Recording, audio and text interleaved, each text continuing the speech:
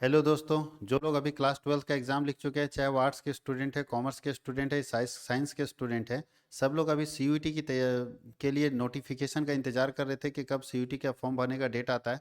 तो देखिए आ गया डेट सीयूईटी का फॉर्म भरने का, और इसको अच्छे से समझिएगा कि कैसे आप सीयूईटी का फॉर्म भरेंगे, कब लास्ट डेट है, क्या फ्री स्ट्रक्चर लगेगा और सब्जेक्ट का सिलेक्शन कैसे करेंगे। पिछले साल क्या हुआ था कि नया नया था, बहुत सारे बच्चों को समझ नहीं आया। हम बार बार वीडियो बना के समझा रहे थे कि सब्जेक्ट का सिलेक्शन ऐसे करना है, लेकिन बहुत सारे बच्चे उस वीडियो को देख ही नहीं पाए।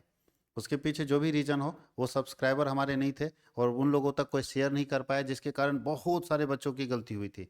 और एक बार एडिट करने का ऑप्शन फिर से एनटीए दिया था। इस बार ऐसा करने का चांस नहीं है। एनटीए एकदम रिजिड, मतलब बड़ी इंस्टीट्यूशन है, जो वो कभी अपने कदम पीछे नहीं खींचती, तो आपको चेंज करने का कोई ऑप्शन नहीं देगी। एक बार अगर आपने सबमिट कर लिया और एक बार वो दे दिया चेंज करने का, फिर आपका फ्यूचर खराब हो सकता है। इसलिए आप इस चीज़ को ध्यान रखिए और अपने दोस्तों तक इस वीडियो को शेयर कीजिए, ताकि कोई भी बच्चा गलत इन्फॉर्मेशन ना भर ले।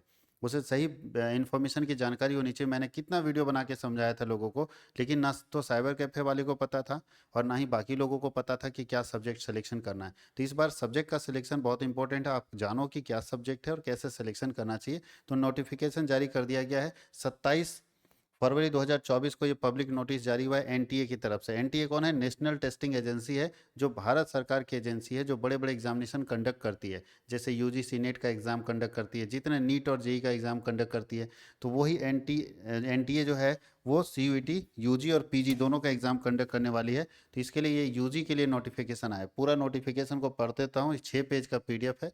अच्छे से थोड़ा पेशेंस रखिएगा, सारा का सारा बात आपको अच्छे से समझ आने लगेगा। बोल क्या रहा है सब्जेक्ट, क्या किस सब्जेक्ट में ये नोटिफिकेशन आया? तो बोलता है inviting online application forms for common university entrance test C U E T U you ji 2024 for admission to undergraduate programme into central university. चाहे आप किसी भी सेंट्रल यूनिवर्सिटी में अगर एडमिशन लेना चाहते हैं तो उसके लिए सी यू टी यू जी का फॉर्म भरना पड़ेगा।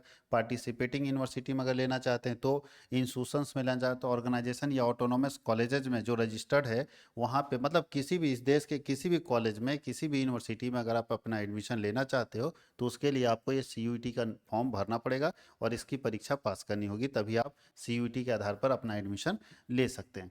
The national testing agency has been mandatory, बोलता है देखिए यहाँ लिखा है कि एनटीए जो है वो मैंडेटरी कर दिया by ministry of education and UGC to conduct the common university entrance test for admission into undergraduate programme UG in central university या मिनिस्ट्री ऑफ एजुकेशन या अदर किसी पार्टिसिपेटिंग यूनिवर्सिटी, अदर किसी institution या other organisation या autonomous college.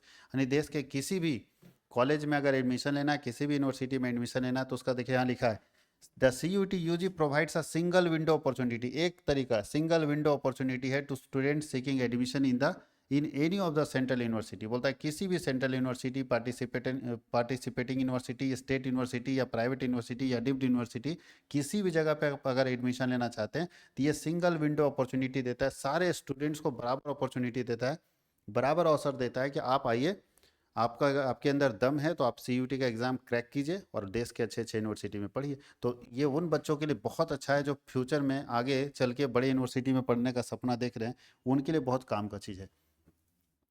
For the academic session 2024-25, जो academic session है C U T you ji 2024 will be conducted in the hybrid mode. ध्यान दीजिएगा, ये कंडक्ट हो रहा है हाइब्रिड मोड में कंडक्ट हो रहा है। पिछले बार जो कंडक्ट हुआ था वो हाइब्रिड मोड में पिछले बार भी था, इस बार भी हाइब्रिड मोड है, यानी कंप्यूटर बेस्ड टेस्ट है। जो टेस्टिंग होने वाला है वो कंप्यूटर बेस्ड टेस्ट है। And pen and paper as per detail given below. पूरा है कि दोनों तरीका हो सकता है, कंप्यूटर बेस्ड टेस्ट भी होगा, यानी पिछले बार जो 2023 में वो था वो सीबीटी थी, था पूरा कंप्यूटर बेस्ड था। इस बार पेन एंड पेपर भी होने वाला है। इसका मतलब है कि एग्जामिनेशन ऑफलाइन भी होगा, ऑनलाइन भी होगा। अभी इसके लिए क्लियर नोटिफिकेशन जारी करेगा कि ऑफलाइन कैसे ऑनलाइन कैसे होगा, बट ये दोनों मोड दिया है। चॉइस आपके पास रहेगा, सीबीटी में भी दे सकते हैं, पेन एंड पेपर में दे सकते हैं, दोनों ऑप्शन इस पर लिखा है। इसलिए इस मोड को हाइब्रिड मोड के नाम से जानता है। हाइब्रिड मोड दे दिया। आप यहाँ पढ़िए डेट क्या है, तो बोलता है online submission of application form. कब से कब तक आप एप्लीकेशन फॉर्म भर सकते हैं?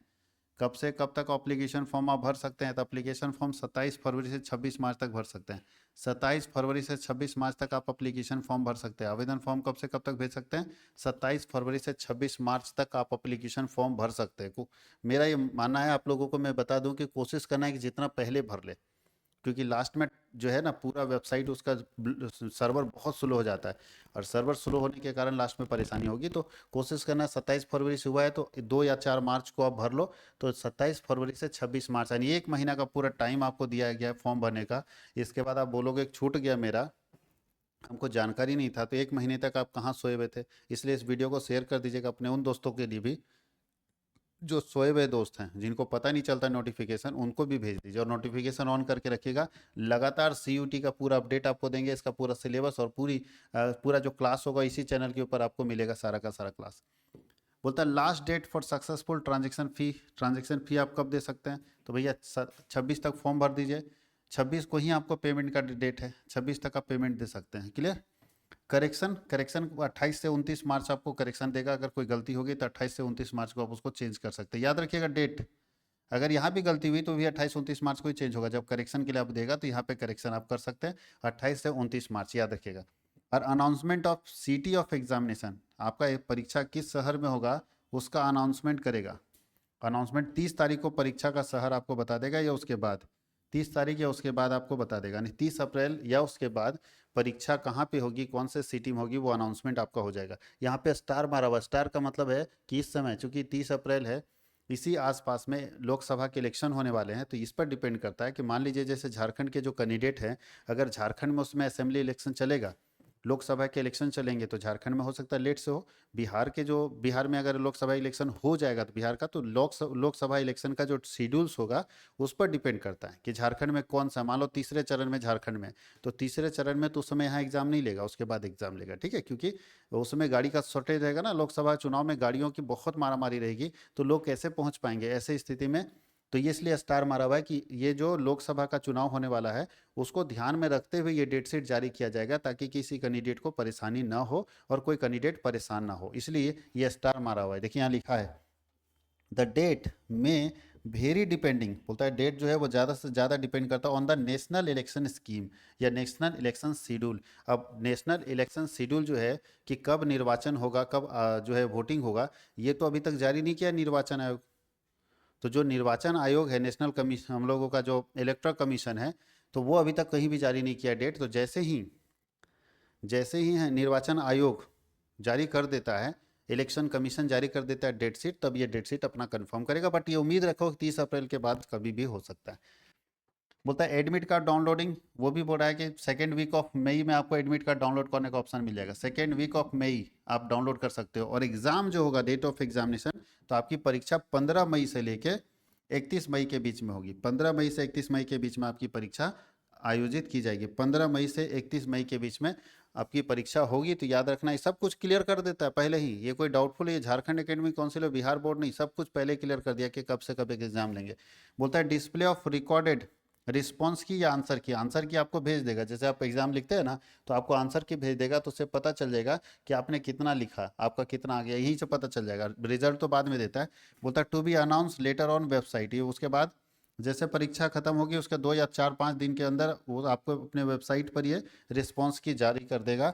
और वेबसाइट इसका ये है, इस वेबसाइट को आप ध्यान रखिएगा, इस वेबसाइट पर ये रिस्पॉन्स की और आंसर की जो जारी कर देगा। और डिक्लेरेशन ऑफ रिजल्ट एनटीए की वेबसाइट पर, यानी इसी वेबसाइट पर ये रिजल्ट डिक्लेयर करेगा 30 जून को। 30 जून को ये अपना रिजल्ट डिक्लेयर कर देगा। और जुलाई से चूंकि आपका सेशन चलता है, तो जुलाई से फिर आप अपने किसी भी यूनिवर्सिटी में एडमिशन लेके आगे बढ़ सकते हैं। ये पूरा पीरियड है 2 महीने का, मार्च अप्रैल मई और जून, 4 महीने का। मार्च अप्रैल मई और जून, ये 4 महीने का पूरा पीरियड है, जिस पीरियड में आप ये काम कर सकते हैं एनटीए के लिए। अब ये पूरा मैंने आपको बता दिया कि कब इसका एग्जामिनेशन का डेट है, कब ये फॉर्म भरने का लास्ट डेट है, कब पेमेंट करने का लास्ट डेट है, कब इसमें हम एडिट कर सकते हैं। अगर कोई बच्चा 6 मार्च को भी फॉर्म गलत भर दिया ना, तो तुरंत एडिट नहीं होगा, एडिट इसी समय होगा 28 और 29 को। तो उसको याद रखना है, एडिट का डेट याद रखना कि एडिट का डेट 28 29 है, तो 28 29 को जाके एडिट कर लेना अपना, अगर गलती हो गई तो ये चीज़ ध्यान रखना है। लगातार वीडियो को देखते रहिए, हर वीडियो पे कुछ कुछ नया चीज़ आपको मिल जाएगा। तो शायद कोई गलती हो जाए तो हर बार चेक करते रहिए कि मेरा सही है कि नहीं। इसमें बहुत सावधान रहने की जरूरत है, इसमें हार्डवर्क नहीं, स्मार्ट बच्चा बनने की जरूरत है। जो स्मार्ट होगा वही बचेगा, जो बेवकूफ़ जैसा बच्चा होता है एक बार वीडियो देखा चल गया, नहीं, हर बार अपडेट होता रहता है। तो हर अपडेट को जानने के लिए इस चैनल को सब्सक्राइब करके रखिएगा और नोटिफिकेशन ऑन कर दीजिएगा, और अपने दोस्तों को भी शेयर कीजिए ताकि ये चीज़ गलती ना करे, क्योंकि ये डेट 2 ही दिन का है एडिट का, उसके बाद फिर कोई एडिट नहीं होगा। इस बात का ध्यान रखना आप लोगों को। तो चलते हम लोग आगे।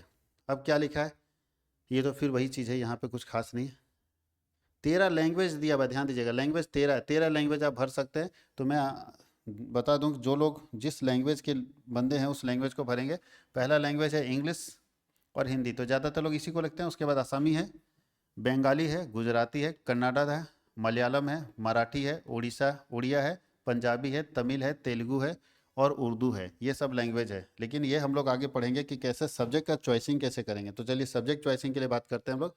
उससे पहले ये टेस्टिंग के बारे में बात करते हैं। थोड़ा ध्यान दीजिएगा कितने क्वेश्चन पूछे जाएंगे, इस बात का भी ध्यान रखिएगा, ठीक है। तो सबसे पहले हम लोग बता दें कि कितने क्वेश्चन अवेलेबल होंगे 2024 में। तो सबसे पहला क्वेश्चन ये लिखा है, सबसे पहले यहाँ टॉपिक लिखा है कि there are 33 languages and 27 subject. 33 language है, 33 लैंग्वेज है। अभी तो आप कम ही देख रहे थे, फॉरेन लैंग्वेज देखिए नहीं। दो लैंग्वेज को दो पार्ट में बांटा गया, लैंग्वेज में ए बोलता है और बी बोलता है।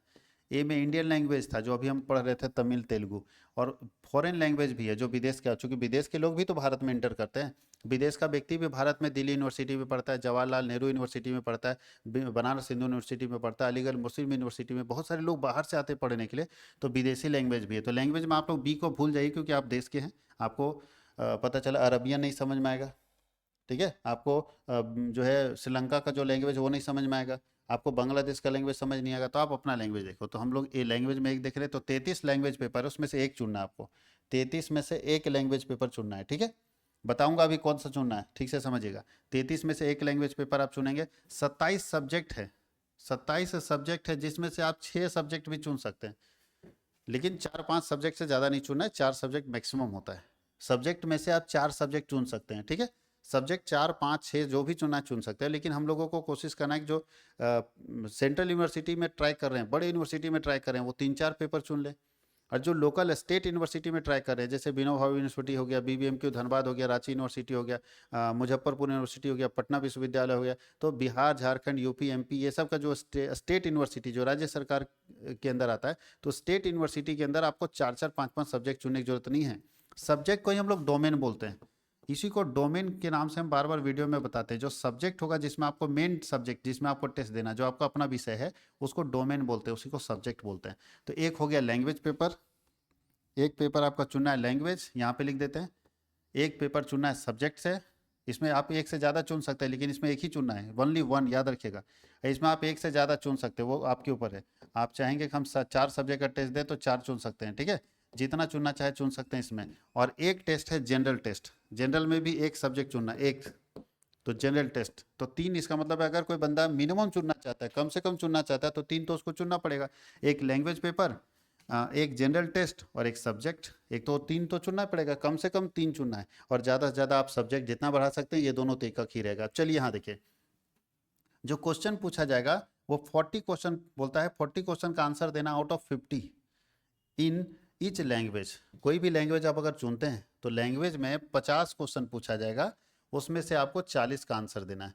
50 क्वेश्चन पूछा जाएगा, उसमें से आपको 40 का आंसर देना है लैंग्वेज पेपर में। लैंग्वेज जो पेपर होगा उसमें आपको 50 क्वेश्चन पूछे जाएंगे। सारे क्वेश्चन एमसीक्यू होंगे, मल्टीपल चॉइस क्वेश्चन होंगे। तो एमसीक्यू क्वेश्चन 50 पूछा जाएगा, जिसमें से आपको कोई भी 40 का आंसर देना है, 10 क्वेश्चन को छोड़ देना है। तो कोई भी 40 का आंसर आप देंगे। वहाँ कैसे पता चलेगा, तो जब कंप्यूटर में आप देते जाएंगे तो ऑटोमेटिक वो लॉक हो जाएगा। जैसे 40 आप पहुँचेंगे, ऑटोमेटिक वो क्या होगा, लॉक हो जाएगा। तो ये लैंग्वेज पेपर की बात करें। अभी हम लोग सब्जेक्ट का मार्किंग बता देंगे कि सब्जेक्ट में मार्किंग कैसे होगा, उसको भी बता देंगे, ठीक है।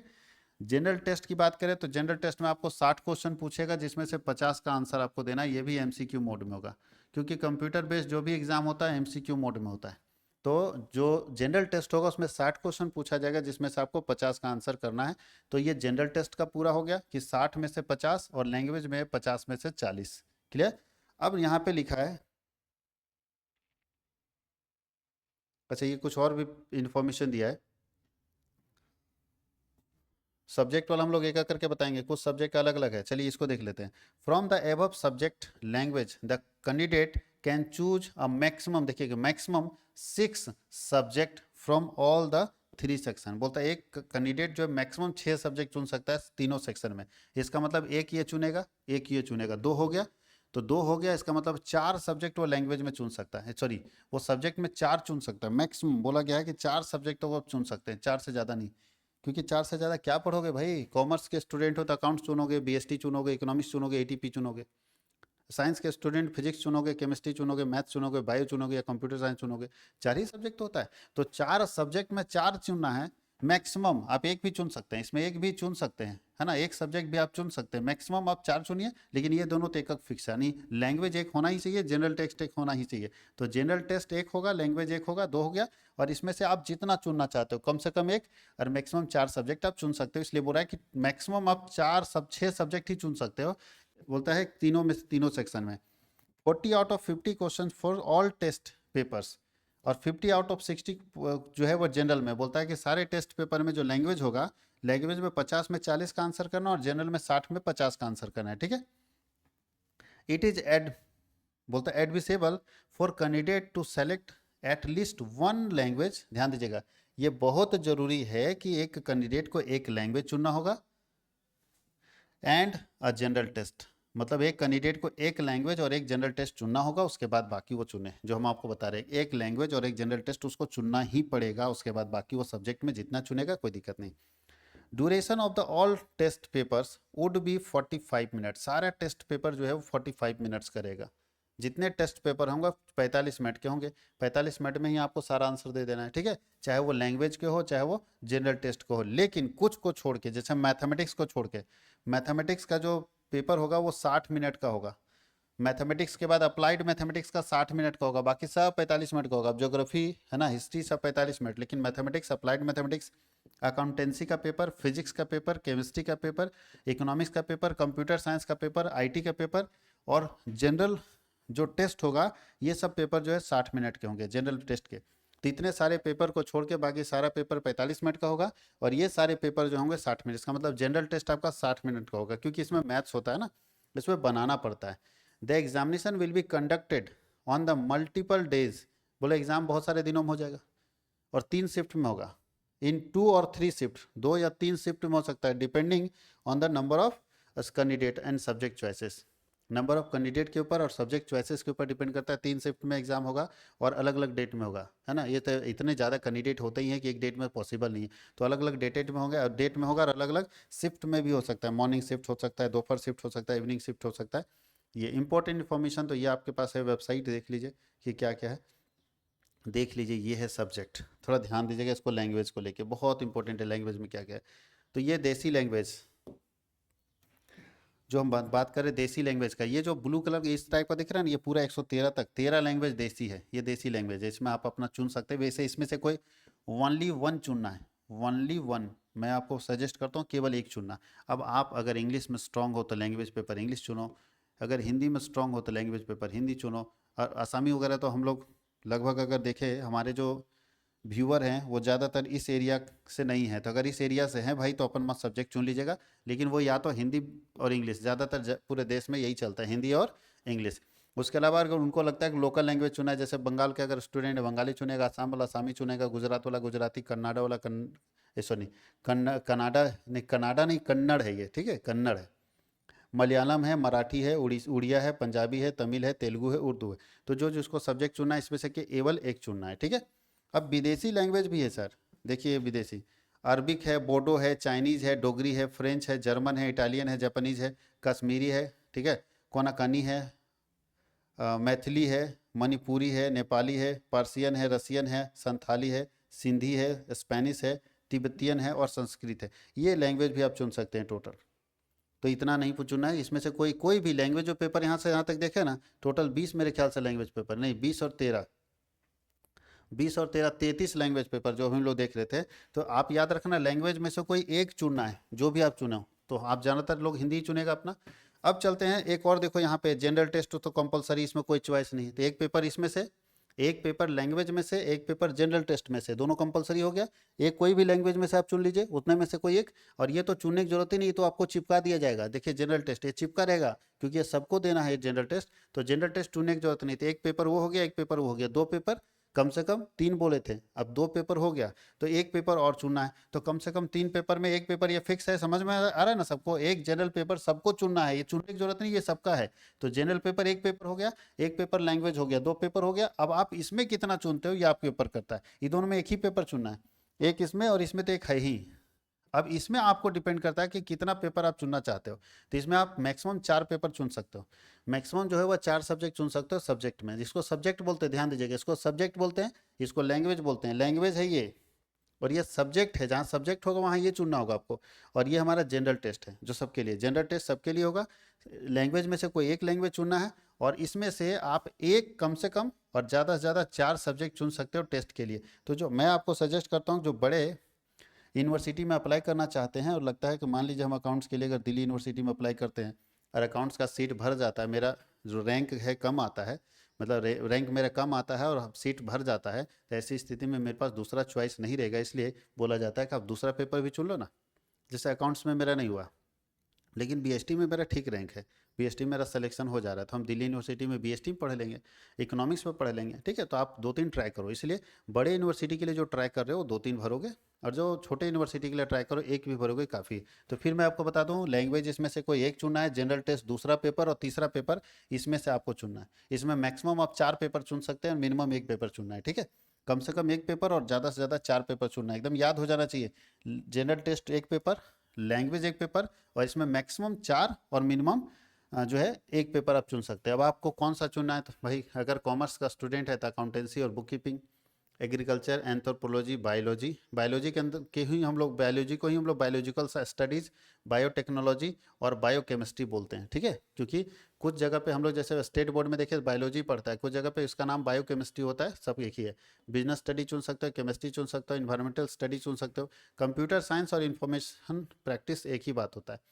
इकोनॉमिक्स और बिजनेस इकोनॉमिक्स चुन सकते हो, इंजीनियरिंग ग्राफिक्स चुन सकते हो, इंटरप्रेन्योरशिप चुन सकते हो, फाइन आर्ट्स चुन सकते हो, ज्योग्राफी या जियोलॉजी चुन सकते हो, हिस्ट्री चुन सकते हो, home science, knowledge, traditional practice in India, legal studies, mass communication ये चुन सकते हो, मैथमेटिक्स और अप्लाइड मैथमेटिक्स चुन सकते हो, परफॉर्मिंग आर्ट्स चुन सकते हो, फिजिकल एजुकेशन चुन सकते हो, physics, political science, psychology, Sanskrit, sociology और टीचिंग एप्टीट्यूड, ये सारे सब्जेक्ट में से मिनिमम मिनिमम आपको एक चुनना है और मैक्सिमम आपको 4 चुनना है, ठीक है। इसमें से आपको तय करना है कि आप कितने का परीक्षा लिखना चाहते हो, ठीक है। एक चुनोगे, अब इसका जो टेस्ट फी है ना, जो ऑनलाइन फी है, वो एक चुनोगे तो कम लगेगा और 4 चुनोगे तो ज़्यादा पैसा लगेगा, क्योंकि 4-4 को टेस्ट दोगे तो भैया खर्चा ज़्यादा ना आएगा। तो इसलिए एक चुनने पर कम लगेगा और 4 चुनने पर ज़्यादा। इसका मतलब अगर हम सही से देखें तो सब्जेक्ट सिलेक्शन में कैसे कैसे करेंगे। अब ये लिखा हुआ है कि कहाँ कहाँ सिटी सेंटर है, तो सिटी सेंटर आप देख लेना, आप लोगों को गुजरात, आंध्र प्रदेश कहाँ जाना है, सिटी सेंटर देख लेना। तो आप झारखंड के अंदर ही देखोगे कहाँ कहाँ है, झारखंड के अंदर कहाँ कहाँ सिटी सेंटर पड़ेगा, देखते हैं।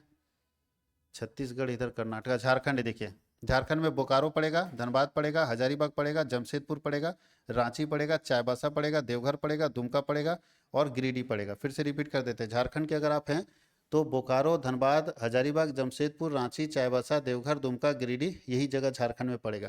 तो इस जगह पे आप अपना सिलेक्शन कर लेना कि कहाँ पे हम लोग हमारा जो है सिटी सेंटर पड़ रहा है। अब मैं थोड़ा सा फिर से एक बार बता दूँ, मैं सब्जेक्ट को लेकर बार बार परेशान इसलिए हो रहा हूँ क्योंकि सब्जेक्ट एक ऐसा चीज़ है जहाँ पे लोग कैंडिडेट जो फंस जाते हैं। सब्जेक्ट बहुत टफ चीज़ है, सब्जेक्ट का सिलेक्शन अगर सही से नहीं करेंगे तो बच्चा पागल हो जाता है, फिर कंफर्म नहीं हो पाता क्या है। तो देखिए सब्जेक्ट चॉइसिंग हम फिर से एक बार समझा देते हैं।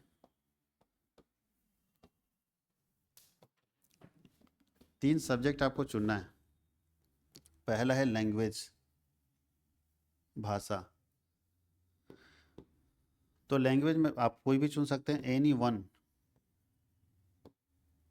ऑफ जो 13 सब्जेक्ट था उसमें आप देख ले सकते हैं, 13 लैंग्वेजेस। जो भी 13 लैंग्वेज आपके पास दिया था उसमें से कोई एक चुनना है, ठीक है। 13 लैंग्वेज में से कोई एक चुनना है, ठीक है, आपको एक चुनना है। जनरल टेस्ट में कोई चुनना नहीं है तो आपको देना ही देना है, जनरल टेस्ट में चुनना नहीं है, आपको देना ही देना है, ठीक है। और जो आपका सब्जेक्ट है उसमें भी आप अपने अकॉर्डिंग चुन सकते हैं। तो सब्जेक्ट में ध्यान दीजिए, जो कैंडिडेट लोकल यूनिवर्सिटी को ध्यान दे रहा है, लोकल यूनिवर्सिटी को ध्यान दे रहा है, तो एक सब्जेक्ट इसमें से चुनेगा कोई भी, ये तो एक है ही एक सब्जेक्ट इसमें से, और इसमें से एक सब्जेक्ट चुनेगा, तो 3 सब्जेक्ट टोटल देना है। तो जो लोकल यूनिवर्सिटी वाले लोग हैं जिनको छोटे लोकल यूनिवर्सिटी में, वो 3 सब्जेक्ट चुनेंगे। और जो सेंट्रल यूनिवर्सिटी वाले लोग हैं, सीयू, सीयू का मतलब सेंट्रल यूनिवर्सिटी, केंद्रीय विश्वविद्यालय, बड़े विश्वविद्यालय में, उनका एक लैंग्वेज होगा, एक जनरल टेस्ट होगा, और वो 3 सब्जेक्ट चुनेंगे। सब्जेक्ट मतलब डोमेन पेपर 3 चुन लेंगे तो उनके लिए ज़्यादा अच्छा रहेगा। तो ये 3 या 2 सब्जेक्ट भी वो चुन सकते हैं, वैसे 3 ठीक रहेगा। तो इनको जो लोकल वाले हैं 3 सब्जेक्ट, और जो बाहर वाले हैं वो 5 सब्जेक्ट चुन सकते हैं। 5 सब्जेक्ट वो चुन सकते हैं। याद रखिएगा, ये उनको चुनना है 3 सब्जेक्ट वाला, एक जनरल टेस्ट, एक और एक लैंग्वेज। इसमें कोई कन्फ्यूजन नहीं होना चाहिए। अब इसका फॉर्म भरने का प्रोसेस क्या है वो मैं आपको हिंट कर दूंगा। वैसे फॉर्म भरने का प्रोसेस तो आपको साइबर कैफे वाला भी बता देता है। साइबर कैफे वाले को अगर नॉलेज नहीं तो आप गलती नहीं करने देना सब्जेक्ट सिलेक्शन में। बाकी डिटेल भरने में कोई दिक्कत नहीं, सब्जेक्ट सिलेक्शन सबसे इंपॉर्टेंट है। अगर आप यहाँ पे गलती करोगे तो फिर पूरे एग्जामिनेशन में आपको बैठने ही नहीं दिया जाएगा, क्योंकि आप जनरल टेस्ट भरे नहीं। इसलिए इस चीज़ का कोई मिस्टेक नहीं होना चाहिए, याद रखना। तो सब्जेक्ट चॉइसिंग बहुत अच्छे से क्लियर हो जाना चाहिए कि कैसे आपको इसको करना है। तो हम लोग अगले क्लास में, चूंकि वीडियो बहुत लंबा हो जा रहा है, इसलिए अगले क्लास में इससे रिलेटेड और इन्फॉर्मेशन देंगे। जैसे जनरल टेस्ट में क्या पढ़ना है, लैंग्वेज में क्या पढ़ना है, अगर हम हिंदी चुन लेते हैं तो हिंदी में क्या पढ़ना है, जनरल टेस्ट में क्या पढ़ना है, और सब्जेक्ट में क्या पढ़ना है। तो सब्जेक्ट में बिजनेस स्टडीज़ का हमने वीडियो बना दिया सिलेबस का। अब हम जनरल टेस्ट का और फिर सब्जेक्ट में और बाकी सब्जेक्ट है उसके सिलेबस का पूरा कंप्लीट वीडियो बनाने वाले हैं, ताकि आपको पता चल जाए कि उसके अंदर हम लोगों को पढ़ना क्या क्या है। छोटा छोटा वीडियो हम लोग बनाएंगे जिसमें आप लोगों को सारी जानकारी मिलेगी कि इसमें हम लोगों को पढ़ना क्या क्या है। Thank you.